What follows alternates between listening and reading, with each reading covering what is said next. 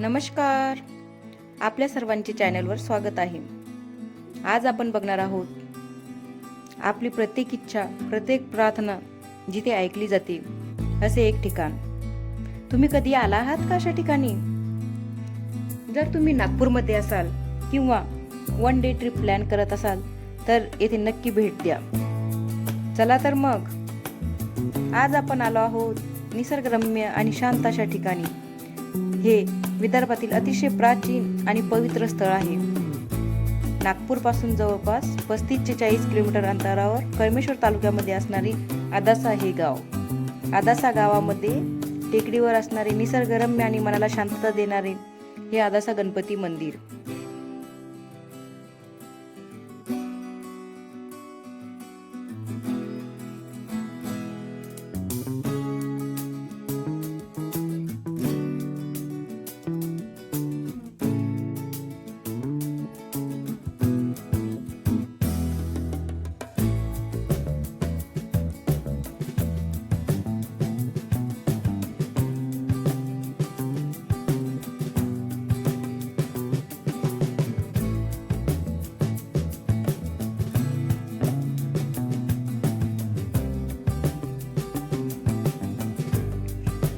हे मंदिर डोंगरावर असल्यामुळे इथून आसपासचा नजारा खूप सुंदर दिसतो. येथील शांत वातावरण आणि स्वच्छ हवा यामुळे मनाला खूप प्रसन्न वाटते. एंट्री करतानाच आपण एक झलक बघू शकतो. जिकडे तिकडे हिरवेगार झाडे आणि डोंगरावर आपण वरती जात आहोत. तसंच मन ही अगदी खूप छान असं प्रसन्न होत चाललेलं आहे. इथे आजूबाजूला बरीच लहान मंदिरे आहेत, त्यामुळे इतर मंदिरांचे आपले छान दर्शन होऊ शकते. इथे आपण वन डे ट्रिप अगदी आरामात प्लॅन करू शकतो. आपला घरचा स्वतःचा डब्बा घेऊन जाऊ शकतो किंवा इथे खाण्यासाठीही काही बरेच ऑप्शन अवेलेबल आहेत. तर मग आता आपण जाणून घेऊया मंदिराबद्दल. हे मंदिर कळमेश्वर तालुक्यामध्ये आदासा या गावात आहे. येथील गणपतीची मूर्ती सुमारे 11 फूट उंच असून ही मूर्ती स्वयंभू आहे. ही मूर्ती एकाच दगडापासून तयार केलेली असून अत्यंत भव्य आणि आकर्षक आहे. विदर्भातील अष्टविनायकांपैकी एक मानल्या जाणाऱ्या या गणपतीला शमी विघ्नेश म्हणूनही ओळखले जाते. मंदिरासमोर असणारा उंदीर मामाही आपले लक्ष सहज वेधून घेतो. हे सर्वात महत्त्वाचं म्हणजे हे फक्त मंदिर नाही तर ही श्रद्धेची जागा आहे. इथे आल्यानंतर मन शांत होतं आणि सगळ्या चिंता दूर जातात. गणपती बाप्पाच्या भव्य मूर्तीसमोर उभे राहिल्यावर एक वेगळीच ऊर्जा जाणवते. हे फक्त धार्मिक स्थान नाही तर एक सुंदर पर्यटन स्थळ आहे. गणेश चतुर्थीला इथे बरेच गर्दी असते.